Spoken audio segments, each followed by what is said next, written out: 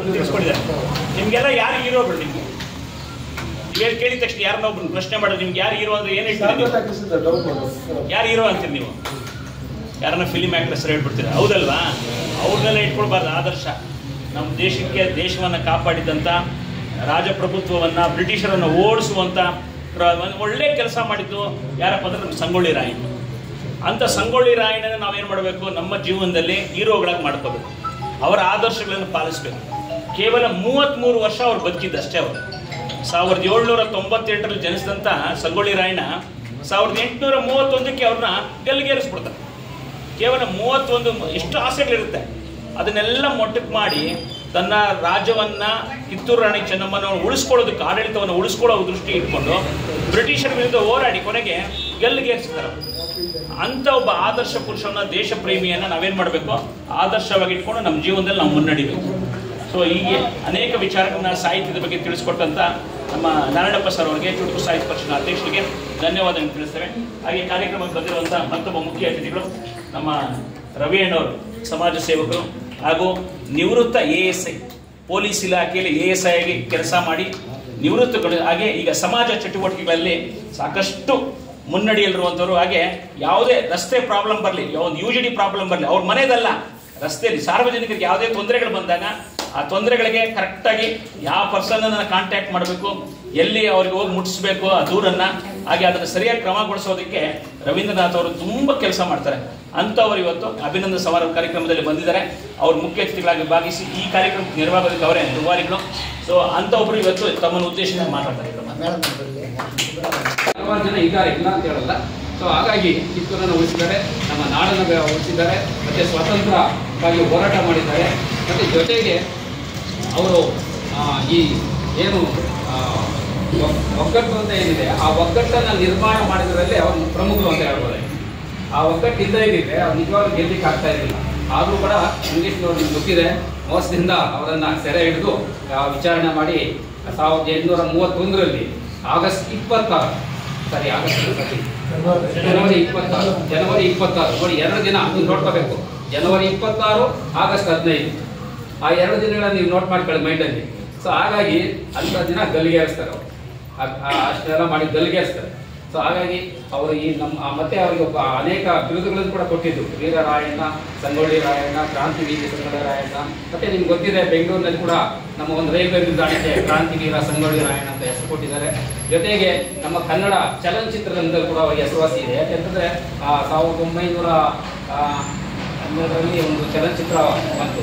ಆಮೇಲೆ 2000 ಯಾರು ಇವ್ರು ಮಾಡಿದ್ರು, ಯಾರು ನಮ್ಮ ದರ್ಶನ್ ತೂಗುದೀಪ, ದರ್ಶನ್ ಅವರು ಸಂಗೊಳ್ಳಿ ರಾಯಣ್ಣ ಪಾತ್ರ, ಮತ್ತು ಉಮಾಶ್ರೀ ಬಂದು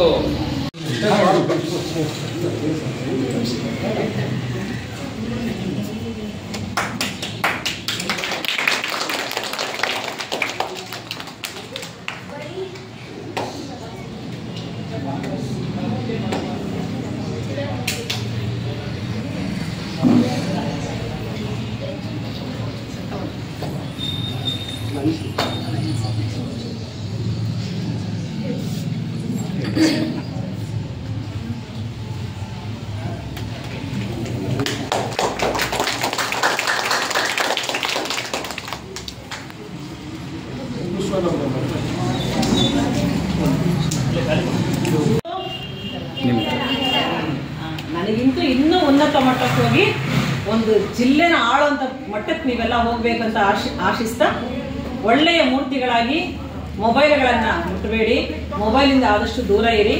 ಎಲ್ಲ ಕಡೆ ಮೊಬೈಲ್ ಅಡಿಕ್ಷನ್ ಸೆಂಟರ್ ಓಪನ್ ಆಗ್ತಾ ಇದೆ. ಅಡಿಕ್ಷನ್ ಸೆಂಟರ್ ಅಂದರೆ ಗೊತ್ತಾಯ್ತಾ?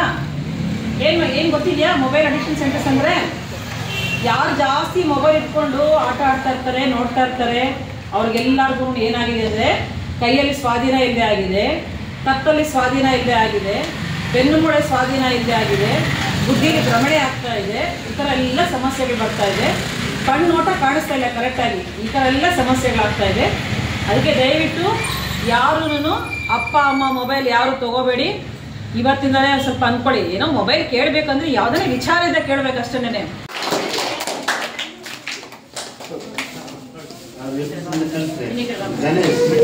ಸ್ವಲ್ಪ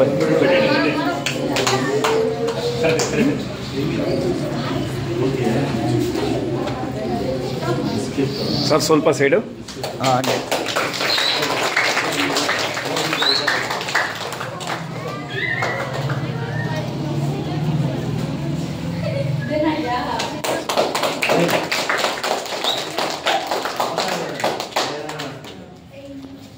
ಹಾಗೆ ಸರ್ ಒಂದು ಫೋಟೋ ಹಾಕೊತೀನಿ.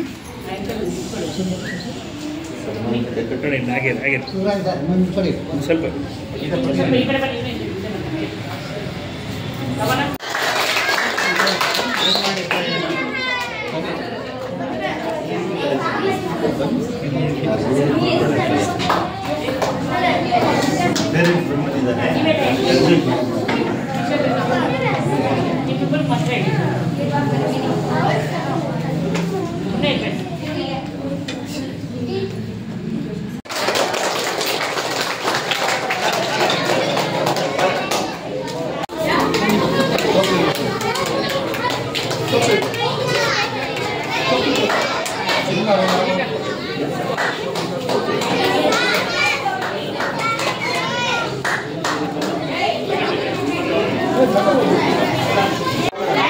ಓಕೆ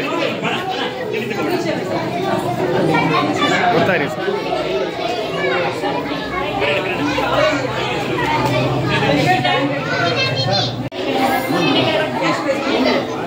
ನೆಕ್ಸ್ಟ್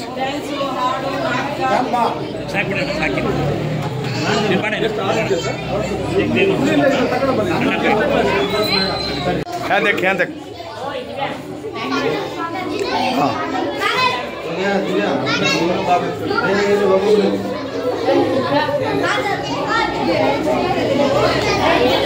ನೋಡಮ್ಮ. ಓಕೆ ನೆಕ್ಸ್ಟ್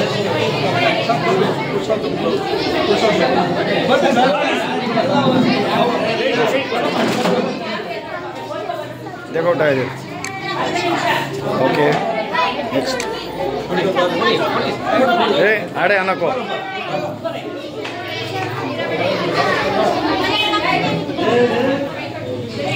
देखो उठा इधर देखो हाँ ओके बनी बनी